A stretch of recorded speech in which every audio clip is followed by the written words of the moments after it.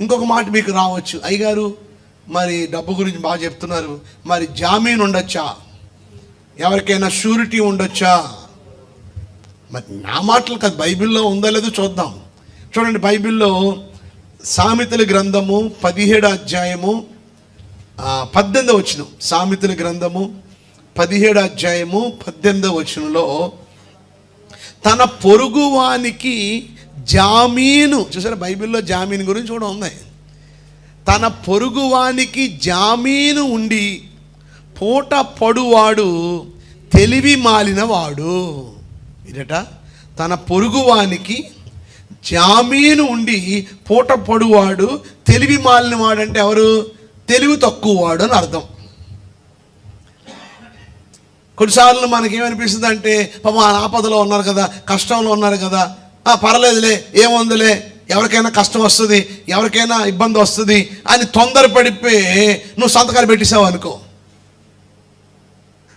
ఏం జరుగుతుంది? రేపు వాళ్ళు కట్టకపోతే నువ్వు కట్టవలసి వస్తుంది. కొరకు ఈ విషయం కొరకు నువ్వు ప్రార్థన చేసుకొని దేవుడి యొక్క ఆలోచన తీసుకొని అప్పుడే నువ్వు నిర్ణయం తీసుకోవాలి. ముఖ్యంగా గవర్నమెంట్ ఉద్యోగస్తులకి వాళ్ళకి ఈజీగా లోన్లు వస్తాయి కనుక గవర్నమెంట్ ఉద్యోగస్తులను అడుగుతూ ఉంటారు. అది అది అది కరెక్టా రాంగా, అది నిజంగా అది మంచిదా కాదా, నిజంగా ఆ వ్యక్తి మీద నీకు నిజంగా నమ్మకం ఉందా లేదా అనేది నీ యొక్క నిర్ణయాన్ని బట్టి నువ్వు మంచి నిర్ణయాన్ని నువ్వు తీసుకోవాలి. కొన్నిసార్లు నువ్వు తీసుకునే తొందరపాటు నిర్ణయాల వలన కొన్నిసార్లు నాకు తెలిసిన వాళ్ళు చాలామంది అలా నష్టపోయారు. ఇప్పటికీ చాలా ఇబ్బందులు పడుతూ ఉన్నారు. కనుక దయచేసి జామీను ఉండడం కూడా తెలివి తక్కువతనం అని బైబిల్ సెలవిస్తుంది. కనుక సాధ్యమైనంత వరకు ఎవరికి ఏం చేయకండి చెప్పండి, జామీనుగా ఉండొద్దు.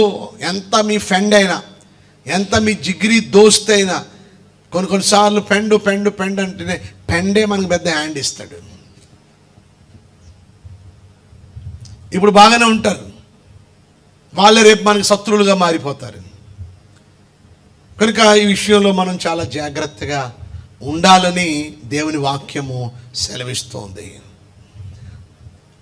ఈరోజు ఎందుకు ఈ డబ్బులు షార్టేజ్, ఎందుకు మన దగ్గర సమృద్ధి అయిన డబ్బులు ఎందుకు ఉండట్లేదు, చిరిగిపోయిన సంచిలో వేసినట్టు ఎందుకు అయిపోతూ ఉంది? దీనికి కారణాలు ఏమిటో మనం చూద్దాం. మొదటిగా మీరు గమనిస్తే చూడండి, సామెతల గ్రంథం ఇంకొక point, why am I always short of money, ఎందుకు నాకు డబ్బులు ఉండట్లేదు, డబ్బులు ఉండకపోవడానికి గల కారణం ఏంటి? ఉదయం అవగానే డబ్బులు ఎత్తుక్కోవాల్సి వస్తుంది, ఓ పాలు ప్యాకెట్ తెచ్చుకోవాలని డబ్బులు ఎత్తుక్కోవాల్సి వస్తుంది. ఎందుకు ఇలాంటి పరిస్థితి ఏర్పడింది నాకు? ఎందుకు నాకు డబ్బులు లేవు?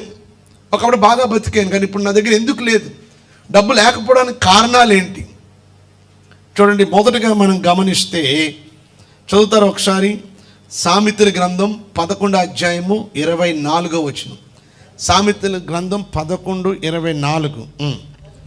వెదజల్లి అభివృద్ధి పొందువారు కలరు, తగిన దానికన్నా తక్కువ ఇచ్చి లేమికి వచ్చువారు కలరు.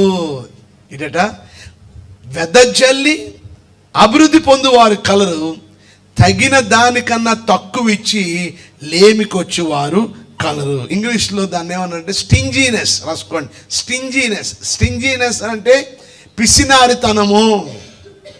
నీ దగ్గర డబ్బులు ఎందుకు ఉండట్లేదో మీకు తెలుసా? మీ డబ్బులు ఉండకపోవడానికి మొదటి కారణం ఏంటో మీకు తెలుసా? మీ పేరాస్థానమే, మీ పిసినారితనమే. అదే టైగారు, పిసినారితనం లేకుండా ఉంటే బోల్ డబ్బులు ఉంటాయి కదా మీరు అనుకుంటున్నారు, కానీ బైబిల్ సెలవిస్తుంది వెదజల్లినోడి దగ్గర డబ్బులు ఎక్కువ ఉంటాయంట. పిసినారోడికి పేరాసోడికి ఎప్పుడు డబ్బులు ఉండవు. కొంతమంది రూపాయి పోగు చేసి కనీసం పిల్లికి కూడా బిచ్చం పెట్టరు అన్నట్టు సామెతం చేశారా? అలాగా నువ్వు ఏదో పిసినారితనాన్ని పేరాస్థానంతో నువ్వు ఏదో దాచేద్దాం, ఏదో చేసేద్దాం అనుకుంటే నీ జీవితంలో ఎన్నడూ నీ దగ్గర డబ్బు ఉండదు. ఎంత దాచావో దానికి డబుల్ ఏదో రకంగా అది వెళ్ళిపోతూనే ఉంటుంది. ఒక క్రైస్తవుడు ఎప్పుడు కూడా వెదజల్లేవాడిగా ఉండాలి, దాతృత్వం కలిగి ఉండాలి, ధారాళంగా ఉండాలి. దేవునికి ఇచ్చుట్లో కావచ్చు, దేవుని కార్యాల్లో కావచ్చు, ఏ విషయంలోనే కావచ్చు, ఎన్నడూ కూడా పేరాస్థానం, పిసినారితనాన్ని మనం చూపించకూడదు. ఈ పాయింట్ మీకు అర్థమైందా? అక్కడ రాయబడింది చూడండి, వెదజల్లి నష్టపోయారనలేదు, వెదజల్లి అభివృద్ధి పొందారు. వెదజల్లితే అభివృద్ధి ఉంది. సో ఇప్పుడు చెప్పండి, దేవుని కార్యాల్లో వెదజల్లాలా వద్దా? చెప్పండి. మనం ఏమంటాం, అయిపోయి లేదండి, కుదరదండి, అసలు ఉన్నవే కొంచెం అండి, మరి ఇప్పుడు ఇప్పుడు ఈ సంవత్సరం ఏమి ఇవ్వలేనండి, వచ్చే సంవత్సరం చూద్దాంలేండి. ఉన్నాయి ఎవరు కొంతమంది. నీ స్టింజీనెస్ నీకు షార్టేజ్ ఆఫ్ మనీ, నీ పిసినారితనమే నీకు డబ్బులు లేకుండా చేసేది. ఇది చాలా ఆశ్చర్యంగా ఉంటుంది చాలామందికి. వెదజల్లుకుంటూ వెళ్ళిపోతే డబ్బులు ఉండవు కదండి, ఉన్నాయి కూడా అయిపోతాయి కదా అనుకుంటాం మన లాంగ్వేజ్లో, మన ఆలోచన, మనకున్న జ్ఞానంతో. కానీ బైబిల్ దానికి అతీతం. దేవుని కార్యాల్లో, దేవుని పనిలో నువ్వు వెదజల్లు, దేవుడు అంతకన్నా ఎక్కువ ఇస్తాడు. దేవుడు నాకు తెలిసిన పాస్టర్ గారు అంటాడు, చిలకలూరుపేటలో ఉంటాడు ఆయన. ఆయనతో కలిసి నేను భోజనం చేశాను, ఆయనతో కలిసి మీటింగ్స్లో నేను తోడ్పడ్డాను. ఏఎంజీ జాన్ డేవిడ్ గారు అని ఆయన చెప్తూ ఉంటాడు, నాకు డబ్బులు వద్దంటే డబ్బులు వచ్చేస్తూ ఉంటాయి, ఆ డబ్బులన్నిటిని ఇలా ఖర్చు పెట్టేస్తాను, మళ్ళా అలా వస్తూ ఉంటాయి, మళ్ళా ఖర్చు పెడితే మళ్ళా వస్తుంటాయి, మళ్ళా వద్దన్నా వచ్చేస్తున్నాయి, అలా వచ్చి పడిపోతున్నాయి అంతే. నువ్వు వెదజల్లే కొలది దేవుడు ఏం చేస్తాడు చెప్పండి? దేవుడు ఏం చేస్తాడు చెప్పండి? కొంతమంది వెదజాలరు, అందువల్ల మరి ఏమీ పొందుకోలేకపోతున్నారు. Second point. రెండోది మనం గమనిస్తే సామెతల గ్రంథం 21వ అధ్యాయము 5వ వచనం. సామెతల గ్రంథం 21వ అధ్యాయము 5వ వచనం. శ్రద్ధ గల వారి యోచనలు లాభకరములు, తాలిమి లేక పని చేయువానికి నష్టమే ప్రాప్తించును. ఈరోజు డబ్బులు ఎందుకు నీకు ఉండట్లేదు అంటే రెండవ కారణం ఏమిటి అంటే యాస్టీనెస్ అన్నారు. యాస్టీనెస్ అంటే ఏంటంటే శ్రద్ధ లేకపోవడం. నేను ఒక మాట మీద చెప్తాను, జాగ్రత్తగా వినండి. మీరు ఏ పనిలో ఉన్నారో, ఏ వృత్తిలో ఉన్నారో అందులో మీరు శ్రద్ధ కలిగి ఉండాలి. మన సంఘాన్ని ఒక సహోదరుడు వారు ఒక టీ కొట్టు కొనుక్కున్నారు. ఆ టీ కొట్టు అద్దెకి తీసుకున్నారు, రాజస్థాన్ టీ. ఆ అమ్మాయి ఎంఎస్సి ఎంబీఏ చాలా ఉన్నతమైన చదువు చదివింది ఆ అమ్మాయి. కానీ ఆ రాజస్థాన్ టీ దగ్గర, ఆ చిన్న కొట్టు దగ్గర ఆమె, ఆ టీ దగ్గర ఆమె కూడా ఉండడం, నేను ఆ టీ షాప్ దగ్గర ప్రార్థన చేశాను. ఆ తర్వాత మెల్లగా టిఫిన్ సెంటర్ పెట్టడం మొదలుపెట్టారు. ఆ టిఫిన్ సెంటర్కి ఓపెనింగ్ నన్ను పిలిచారు. అప్పుడు నేను మళ్ళీ అక్కడ కూడా ప్రార్థన చేశాను.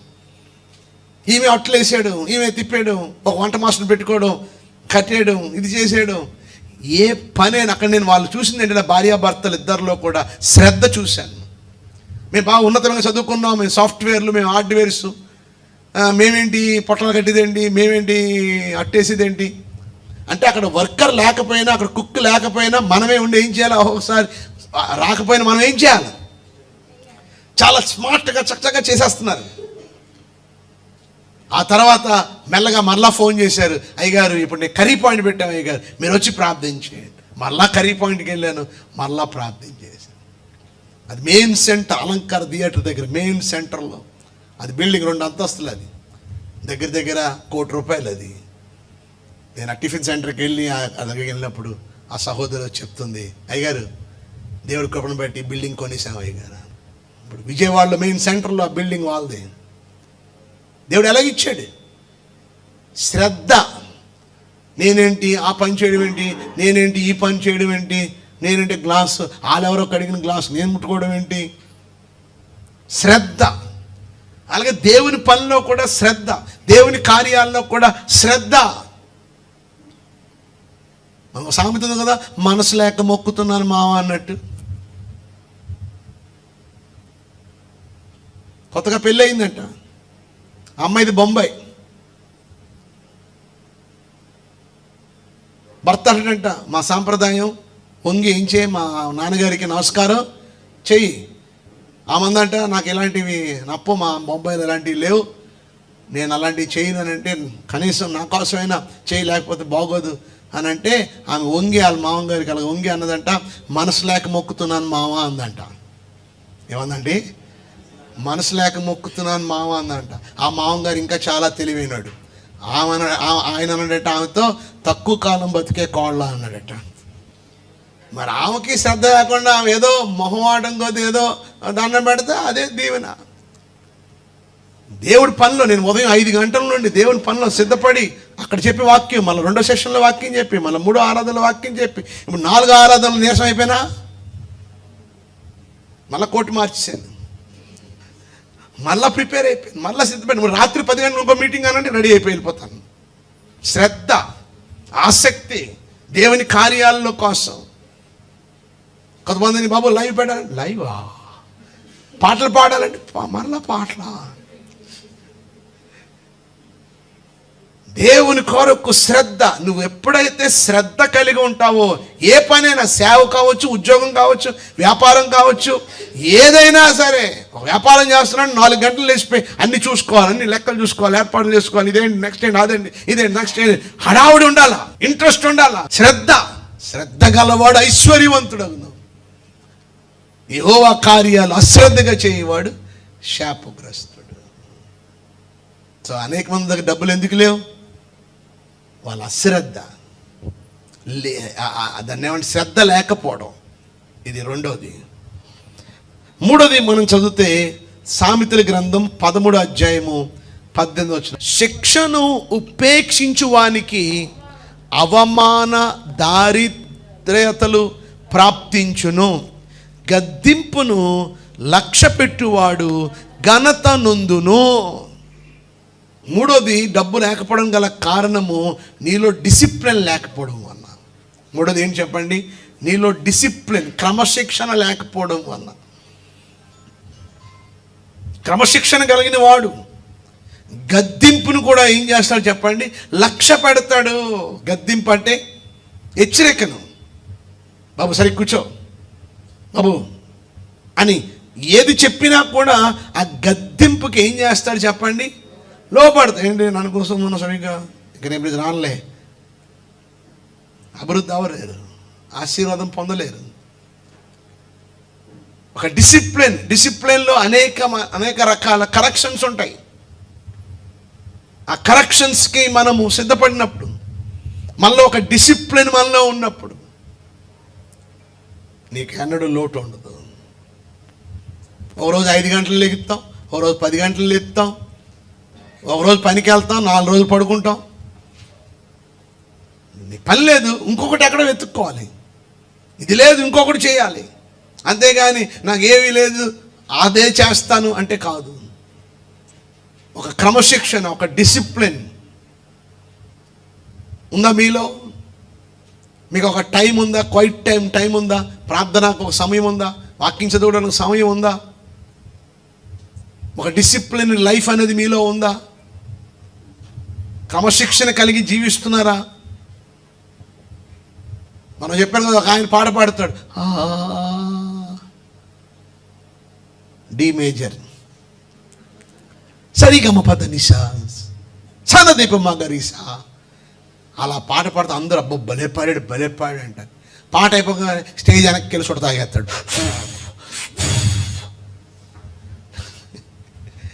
నేను పాట పాడమన్నది దేవుడు, నేను సుట్ట తాగమన్నది దేవుడు. నువ్వు ముందు సుట్ట మాను, అప్పుడు పాట పాడు. బతుకు మారకుండా పాట ఎందుకు పాడుతున్నావు నువ్వు? ఈరోజు దేవుని బిడ్డలుగా మనలో ఒక డిసిప్లిన్ అనేది మనలో ఉండాలి, ఒక క్రమశిక్షణ అనేది మనలో ఉండాలి.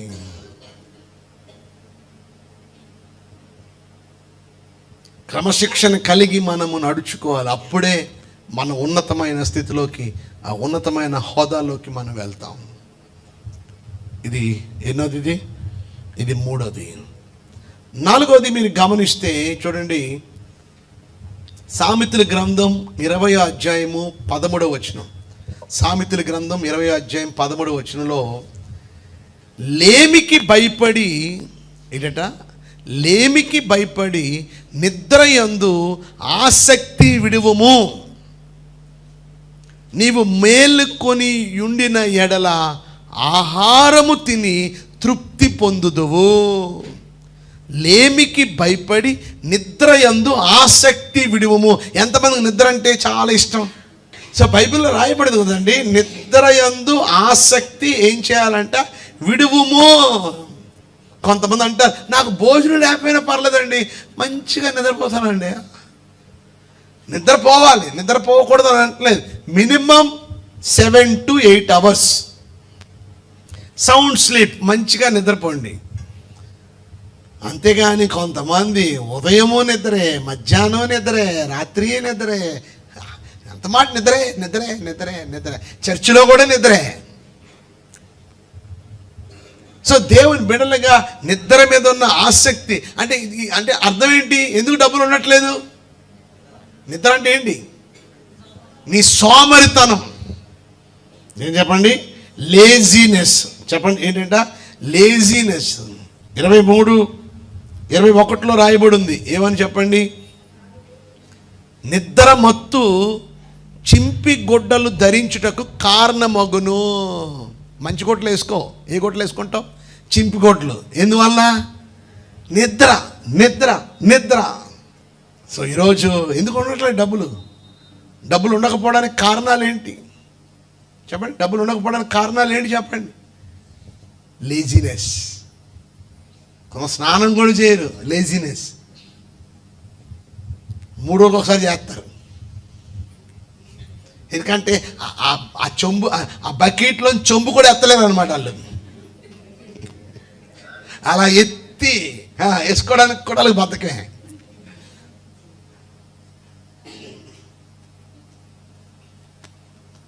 బయటికి మా సెట్ కూడా ఎత్తారు అంతే, వాసన రాకుండా ఉండాలని. సో ఈరోజు దేవుని బిడలుగా ఈరోజు డబ్బు పాపం కాదు. గుర్తుపెట్టుకోండి, డబ్బు పాపం కాదు. డబ్బు మీ దగ్గర ఎందుకు ఉండట్లేదు? నా దగ్గర ఎందుకు ఉండట్లేదు? మన దగ్గర ఎందుకు ఉండట్లేదు? కారణాలు ఏంటో వెతుకుతున్నావు. ఇవన్నీ విడిచిపెట్టండి, చూడండి, డబ్బులు మీ వెనకాల పరిగెత్తుకుంటూ వస్తుంది. సో ఇక్కడ నుంచి ఏం చేయాలి మనం? సోమరితనాన్ని మానేయాలి. కానీ మీలో అందరిలో సోమరితనం ఉందని నాకు బాగా తెలుసు. ఎందుకు? ఉదయం 5 గంటలు ప్రార్థన అంటే దగ్గర కూడా రావట్లేదు. చెప్పండి, ఉదయం 5 గంటలకి చక్కగా ఎక్కడెక్కడి నుంచో దూరం నుంచి వచ్చి ప్రార్థనలో ఉంటున్నారు. కానీ ఎంత దూరం అండి, అయినా ఎందుకు రాలేకపోతున్నాం? సోమరితనం. ఏమన్నా నాకు ఎక్కడుందో గారు అంటున్నారు. కానీ మీరు చూడండి, గొప్ప గొప్ప రాజకీయ నాయకులు కావచ్చు, బిజినెస్ మ్యాగ్నెట్స్ కావచ్చు, వాళ్ళు ఎప్పుడు లేస్తారు మీకు తెలుసా? 4 గంటలు లేచిపోతారు. కొంతమంది అయితే 3 గంటలు లేచిపోతారు. లేచిపోయి పనుల్లో పడిపోతారు, నిమగ్నం అయిపోతారు అందులో. కానీ మనకు అలవాటు, కొంతమంది నేను అయ్యారు 3 గంటలు లేచి ప్రార్థన చేస్తాను, తర్వాత ఏం చేస్తావమ్మా? నేను అదరపోతాను. నేను 4 గంటలు లెగిస్తాను, అమ్మ ఏం చేస్తా? తర్వాత నేను అదరపోతా. మరి మెలకు వచ్చిన వల్ల నిద్రలో వస్తుంది నాకైతే తెలియదు. మరి ఒక్కసారి లేచిన తర్వాత ఇంకా నిద్రపోకూడదు, ఏదో పని చేసుకోవాలి. లేదా చక్కగా ఆ బయట వాతావరణంలో ఎక్కడో వసారులో కుర్చీ వేసుకుని ఆ గాలిని, ఆ ప్రకృతిని ఆస్వాదిస్తూ పాటలు పాడుకోవాలి, వాక్యం చదువుకోవాలి, దేవుణ్ణి స్తుతించాలి. అప్పుడు దేవుడు మంచి మంచి ఆలోచనలు మీకు దేవుడు పుట్టిస్తాడు. అప్పుడు మీరు ఇప్పుడు ఇదే నా పని అనుకుంటున్నారు, కాదు, ఇంకొకటి మీ ద్వారా దేవుడు జరిగిస్తాడు. అది మీ కని విని ఎరగని రీతిలో మీకు గొప్ప ఆలోచన పుట్టిస్తాడు. అప్పుడు మీ స్టేటసే మారిపోద్ది. మీరేమనుకుంటున్నారు? నా పని ఇంతే, ఉదయంలాగానే ఈ పని అయిపోయింది, ఈ ఉదయం ఇది అనుకుంటున్నారు. కాదు, నీకోసం ఇంకా దేవుడు దాచి ఉంచిన మేలు ఎంతో గొప్పది. కానీ మీరు దేవుడి దగ్గర అడగరు కనుక, దానికోసం ఆలోచించరు కనుక, కనిపెట్టరు కనుక అక్కడే ఉండిపోతున్నాం మనం.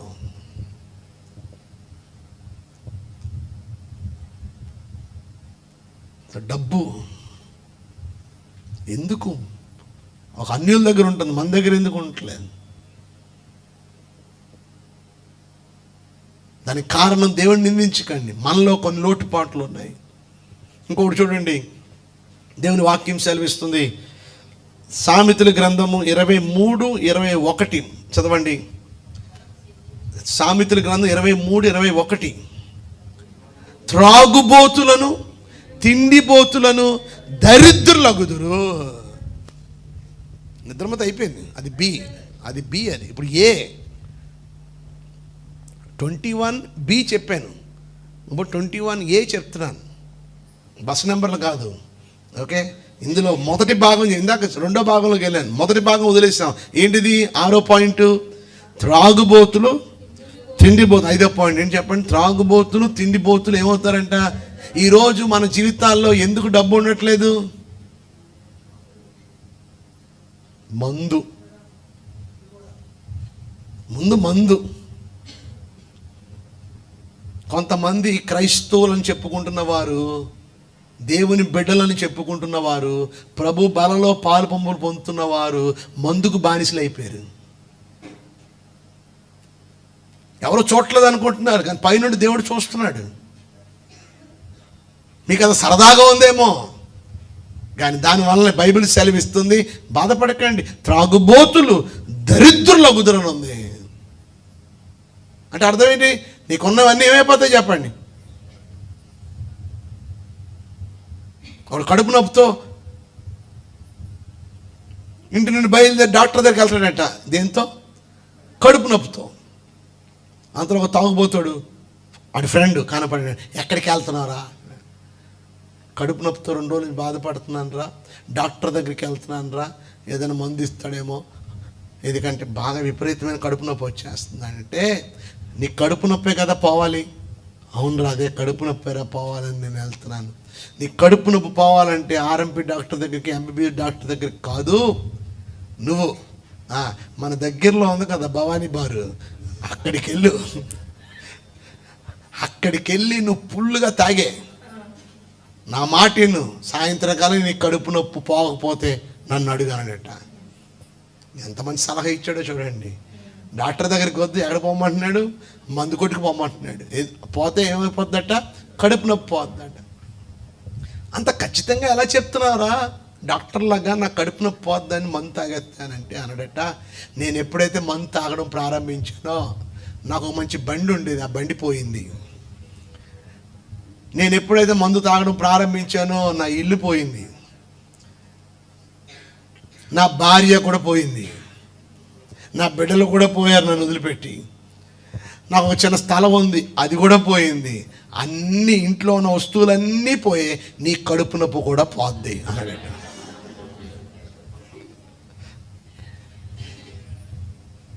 చూసారా? అంటే ఈరోజు మన దగ్గర ఎందుకు డబ్బులు ఉండట్లేదు? డబ్బు ఎందుకు పోతుంది?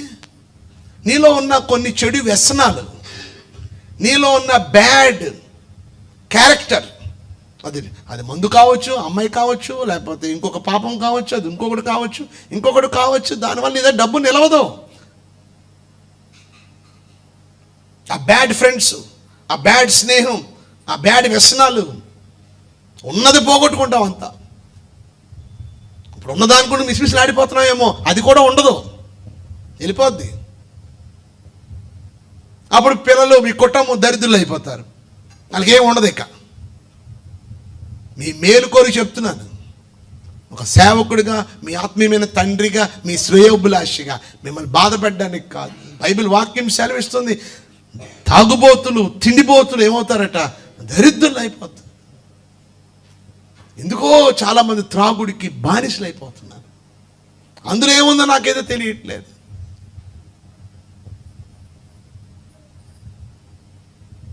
దయచేసి విడిచిపెట్టండి. అదే సమయంలో తాగుబోతుతనమే కాదు, త్రాగుబోతుతనాన్ని దేంతో కలిపారు? తిండిబోతుతనాన్ని కలిపారు. అంటే త్రాగుబోతుతనం ఎంత పాపమో, తిండిబోతుతనం కూడా అంతే పాపం. కొంతమంది తాగరు కానీ తిండి మాత్రం లాగిస్తారు. కొంతమంది అంటారు, నాకు మొక్క లేకపోతే ముద్ద దిగదంట.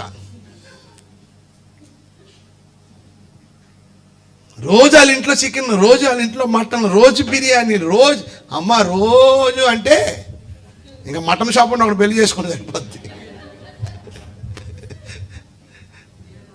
సో ఈరోజు దేవుని బిడలుగా ఈరోజు తినండి, మిత్తముగా తినండి. బైబిల్ సెలవిస్తుంది మిత్తముగా, అన్ని మిత్తము. డాక్టర్లు చెప్తారు అర్ధాకలితో లేచిపోవాలంట. అర్ధాకలి అంటే ఏంటి? కొంచెం ఇంకా ఒక ముద్ద వేసుకొని అనగానే మనకి వెళ్తుంది లోపలికి, కానీ అక్కడితో ఏమైపోవాలా? ఆగిపోవాలి. ఇంకా ఆకలితో ఉంటుండగానే లేచిపోవాలి. మనం అలా లేస్తామా? మొత్తం వేయాలా, మళ్ళీ సర్దాలు కూడా ఇలా అనాలి. కొంచెం గోని బస్తాలో ఏమైనా సరిపోతే ఏం చేస్తాం చెప్పండి? తోస్తాం కదా, అలా కొంతమంది తోసి మళ్ళా దొరకదేమో ఏయ్ ఏయ్ ఏయ్ ఏయ్ ఏయ్.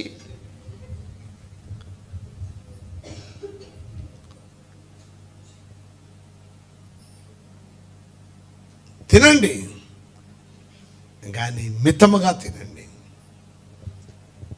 ఆరోగ్యవంతులుగా తినండి. అంతేగాని లేనిపోయిన చెత్త అంతా తినేసి మీ ఆరోగ్యాన్ని పాడు చేసుకోండి. అంతేకాదు దానివలన కూడా మీ దగ్గర డబ్బులు ఉండవు, వెళ్ళిపోతాయి. డబ్బులు ఎందుకు ఉండట్లేదు? చివరిది చూడండి, అక్కడ రాయబడి ఉంది సామెతల గ్రంథము 28వ అధ్యాయం 19వ వచనంలో. సామెతల గ్రంథం 28:19. తన పొలము సేద్యము చేసుకుని వానికి, అమ్మ, తన పొలము సేద్యము చేసుకుని వానికి కడుపు నిండా అన్నము దొరుకును, వ్యర్థమైన వాటిని అనుసరించి వారి కలుగు పేదరికము ఇంత అంతా కాదు. తన పొలమును సేద్యపరచుకుని అంటే తన వ్యాపారాన్ని కావచ్చు, తన పని కావచ్చు, తన ఉద్యోగం కావచ్చు, తన కుటుంబం కావచ్చు, దానికోసమే దృష్టి పెట్టాలి. అప్పుడు నీకు అన్నం కడుపు నిండా ఏం దొరుకుతుంది? అన్నం దొరుకుతుంది. వ్యర్థమైన వాటిని అనుసరించే వారికి పేదరికం ఇంత అంతా కాదు. వ్యర్థమైన వాటి అంటే నీకు సంబంధం లేని విషయాలు. కొంతమంది టైంపాస్ కాదు, ముసలమ్మ ముచ్చట్లు, వాళ్ళ గురించి వీళ్ళ గురించి, వాళ్ళ విషయాలు వీళ్ళ విషయాలు, సోది ఏమంటారు కొండిగాళ్ళలాగా చెప్పండి, అక్కడ మాటలు ఇక్కడ మాటలు అక్కడ టైం అంతా వేస్ట్ చేసుకుంటూ ఉంటారు.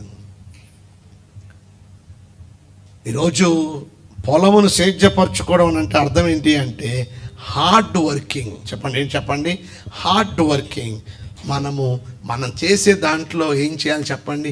మనం కష్టపడాలి, శ్రమ పడాలి, హార్డ్ వర్క్ చేయాలా, చెమట రావాలి. నేను వాక్యాన్ని అలా పై మాటలు చెప్పను.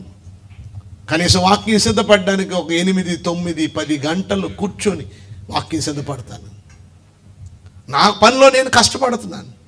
మీ పనిలో మీరు కష్టపడుతున్నారా? సో ఈరోజు దేవుని బిడలుగా మనము కష్టపడాలి. కానీ ఇవన్నీ చేసిన డబ్బులు ఎందుకు ఉండట్లేదు తెలుసా? 7వది ఆఖరిది మత్తయి సువార్త 6:33 చదవండి. మత్తయి సువార్త 6వ అధ్యాయము 33వ వచనం. మత్తయి సువార్త 6వ అధ్యాయము 33వ వచనం.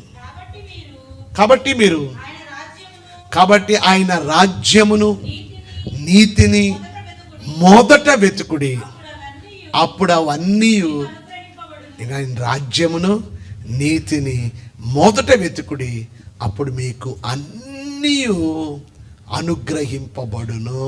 అంటే అర్థం ఏంటి చెప్పండి? Put God first. చెప్పండి, లాస్ట్ పాయింట్ ఏంటి చెప్పండి? Put God first. మీరు దేవుణ్ణి మొదట పెట్టకుండా మీ పనినో, మీ ఉద్యోగాన్నో, మీ వ్యాపారాన్నో, మీ కుటుంబాన్నో, మరి ఇంకొకటి ఏదో మీరు ముందు పెట్టడం వలన మీ దగ్గర డబ్బులు ఉండట్లేదు. మీకు దేవుడు అన్ని అనుగ్రహించాలంటే మొదటి స్థానము ఎవరికి ఇవ్వాలి? నువ్వు దేవునికి ఇవ్వాలి. ఉదయం లేవగానే మొదటి పని ఏం చేయాలి? నువ్వు ప్రార్థన చేసుకో. నీ పట్టుబడి రాగానే డబ్బులు ఎక్కెడుతున్నావు, మొదటిది ఏం చేయాలి? నువ్వు దేవుడికి ఇవ్వాలి. అన్నిటిలో మొదటి స్థానం. నువ్వు ఎప్పుడైతే దేవుడికి నువ్వు ఇస్తావో దేవుడు నీకు సమృద్ధిని ఇస్తాడు. నమ్మిన వాళ్ళు గట్టిగా చేపట్లు కొట్టాడు. కళ్ళు మూసుకొని ప్రార్థన చేసుకుందాం. ప్రభువా, మీకు స్తోత్రాలు, మీకు వందనాలు. మంచి వాక్యాన్ని మాకు మీరు ఇచ్చారు. ధనాపేక్ష సమస్తమైన కీడులకు మూలం. ధనం మీద అపేక్ష పాపము, కానీ ధనం పాపము కాదు. ధనం సంపాదన పాపము కాదు. ధనం ఉండవలసిన మా దగ్గర ధనం ఎందుకు ఉండట్లేదు? ధనం లేకపోవడానికి గల కారణాలు ఏమిటో ఈరోజు మాకు 7 విషయాలు మాకు చెప్పారు. ఆ 7 ఏవైనా మాలో ఉన్నాయేమో తండ్రి, మమ్మల్ని క్షమించండి. విన్న వాక్యం ప్రకారంగా మేము నడుచుకునే జీవితాన్ని మాకు అనుగ్రహించమని యేసు నామములో వేడుకొనుచున్నాము తండ్రి. ఆమేన్.